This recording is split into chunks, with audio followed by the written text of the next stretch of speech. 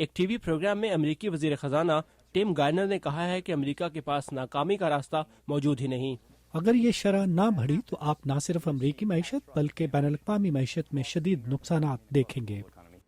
صدر اوباما نے بھی اس حوالے سے ایک بیان میں کہا ہے کہ وہ اس بات کی ضمانت نہیں دے سکتے کہ اگست 3 کے بعد ریٹائرڈ ملازمین کو پینشن کے چیک بھی مل سکیں گے یا نہیں۔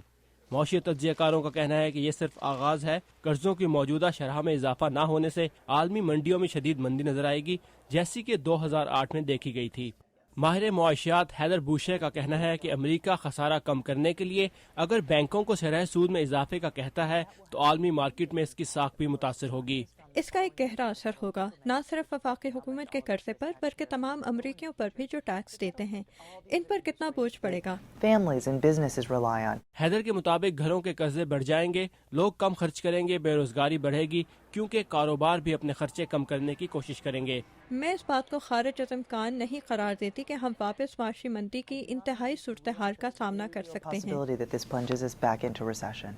ان تمام سنگین نتائج کے نظر آنے کے باوجود سیم اسٹوال جیسے کچھ معاشی تجزیہ کار پر امید بھی ہیں۔ ان کا کہنا ہے کہ امریکہ کی ناکامی ممکن ہی نہیں۔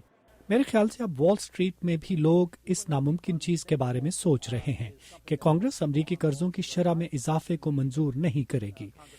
ہر گزرتے ہوئے دن کے ساتھ خدشات بڑھتے جا رہے ہیں۔ لوگ پریشان ہیں کہ شاید یہ انہونی ہو جائے۔ اور اس حوالے سے عام امریکی بھی فکر مند نظر آتے ہیں۔ اس کے باعث امریکہ شدید معاشی مشکلات کا شکار ہو جائے گا۔ میں تو اپنی نوکری اور اپنے بچوں کی نوکری کی وجہ سے پریشان ہوں۔ شون ہل ایک غیر منافع بخش تنظیم کے لیے کام کرتی ہیں۔ ان کا کہنا ہے کہ کوئی بھی اس کے اثرات سے محفوظ نہیں رہ سکے گا۔ میں تو پریشان ہوں کہ یہ صحت عامہ کے نظام پر اثر انداز ہوگا، ہمارے بینکس، جائیدادیں اور تعلیم پر اثر کرے گا، اور بین الاقوامی سطح پر ہم کیسے دیکھے جائیں گے۔ جبکہ حیدر بوشے کا کہنا ہے کہ یونان جیسی ممکنہ صورتحال ہونے کے باوجود امریکہ کی ناکامی بہت مشکل ہے۔ یہ واضح نہیں کہ امریکہ کن وجوہات کی بنا پر ناکامی سے دوچار ہوگا۔ ہم ایک عظیم معاشی مندی سے گزر چکے ہیں، کاروبار اس کے بعد بھی سنبھل گئے، ان کے پاس آج بھی منافع ہے، پیسہ ہے۔ امریکہ میں اتنی خراب صورتحال نہیں ہے، ہم یونان جیسے نہیں کہ اس صورتحال میں بچ نہ سکیں۔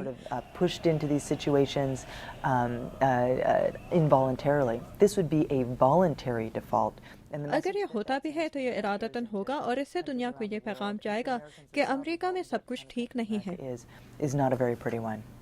حیدر کی اس سوچ کے باوجود وہ کہتی ہیں کہ عام آدمی اس معاشی ناکامی کے اثرات سے بچنے کی کوشش میں کامیاب نہیں ہوگا، چاہے وہ سیاستدانوں کی غلطیوں کی نشاندہی کرتے رہیں۔